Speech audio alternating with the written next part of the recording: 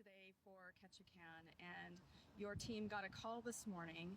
Tell me about the call that you got and your response to the scene here, and then we'll go from there. Well, I think the initial thing came in. Chief Rydeen came into the day room just as B shift was getting off work this morning and said that the engineers this morning heard a whimpering coming from the structure. So that kind of started a response from us to reevaluate getting into the structure. We assembled a team since B shift was coming off duty and Pendergrass was with us. We kind of already had a team assembled. So we got in the tower truck here and came down to the scene and started going to work. Excellent. Okay, so you got on the scene. How did you decide who was going to go into the building, and what were your first steps there? The first steps was to kind of make access to it again, kind of what we talked about last time. Taking a window, making a door, clearing stuff out, moving in. I originally went in first, moving stuff. I'm a little bigger to move bigger objects. Crystal followed me in, and then we just worked away interior, checking spots, calling out for the dogs. Okay. We worked away up onto the third floor, down and over, up onto the third floor. And then the third was collapsed on the second. Poked around down there, and that's where, clearances were really diminished. So then Crystal took the lead on that. She's a little smaller than me. And we started working, one after another into the hole, finding all livable space we could find and making sure we had it all clear. So, and then, right up to when we found the dogs, and that was her. She was the first one to find the dogs.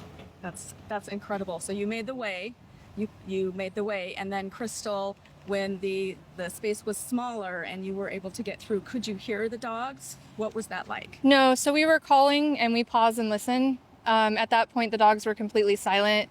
When we came up onto the floor, above the floor where we found them, I found the stairwell. So we used that as kind of our entry space, and there was a void about 1.5 feet. So we cleared out the rubble from there. And from that 1.5 feet, I shimmied down, and then it was like a 3-foot crawl space. So I shimmied through that and then back up into that 1.5 foot void to the couch, and I saw eyes. Oh. So I got up there, we moved a little bit more debris, passed that back, and then I went to scoop for the little eyes that I could see, and then I felt biting on my glove, and that's when I found the other dog. So you thought you were going in for one dog and you found two. Yes. And tell me what that moment was like.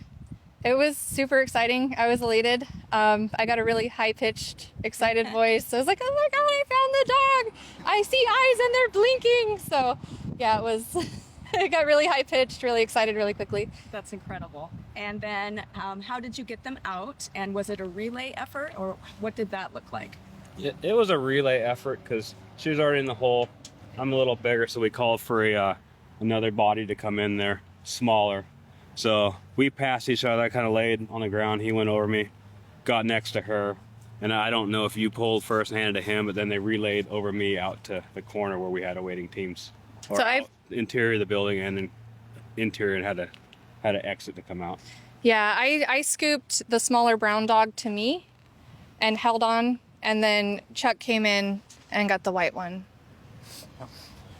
Yeah, we just, I was able to squeeze up next to her in very small void, and she found the dogs. She told me that the white dog was behind her and it was a little bit more aggressive. So once we got the smaller brown dog out, we were able to, the second dog kind of calmed down a little bit. I think he was trying to protect the first one. But we were able to get them out, and then we relayed them off and passed them off down the line all the way out of the building into the ambulance. Great. And so then did you receive, when they were coming out of the building, is that where you came in? Yeah, so throughout the operation, I was kind of a go-between, kind of a runner per se. If they needed tools, I was going back and forth and getting tools, clearing debris. At the end there, when they decided the direction that they were going to come out, I started pulling debris to get a little bit better access for Chuck to be able to get the dogs to me, and then I could turn around and pass them over to Captain Divalbus. Well, this is really a heartwarming story after a very difficult week. Thanks again, once again, your crew was able to perform a rescue and make the family very happy. I understand that reunion took place a little while ago, and so the dogs are back in the hands of their owners. So thank you, and great job. Thank you. Thank you. Thank you. We have have a gift. Hi, guys. The firefighters. Those are their favorite. They brought them. They found them and brought them out. No for you. way. Yes. No way. Thank you. This is so, oh my God, we're so humbled by all this. I mean, it's just wonderful. Yeah, they just love these. Please, yeah, oh, she will. loves Yeah, she will. everybody. She loves everybody. This is Cassie. Cassie, which is short for Cassiopeia. Oh, yes. And And here and comes here comes Lonnie. her sister. Oh, Hi, baby. so good. Oh, Hey, you're doing cool come here. too. You got it. Oh, yep. We got him. We got him. So happy Okay. to see you. Yes, yes, you're loved. Yes, you are. I got you. Come here. Leaking out. Oh, yes. And they are so protective of each other. It's like where is my sister? That's what we. They called from, Rick Hines called us, and I had already been like overwhelmed by the fact that he crawled through the house day before, I think. Yeah. And Lonnie, stop. not knowing if Calm it's down. going to You're okay. continue to collapse. You're okay. And he didn't see any sign, hide nor hair, and then somebody heard Somebody the heard him whining. this morning. Yeah, they were doing a morning assessment. Every morning, Right. the crews go out and do an assessment of the area. Right. And they heard the whimpering. We had actually said goodbye to them officially after Rick had gone through that night. We went home and we had a really hard day dealing with it. And that evening, we finally said, well, they either died instantly or they got out and they're at somebody's home being cared for. So when the floor fell to the basement level, and then we started going down.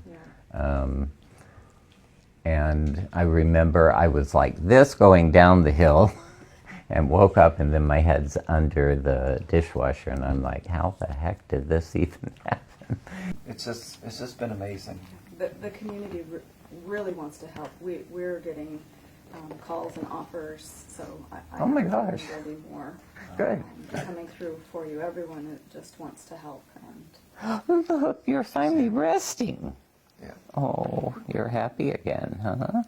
Yes.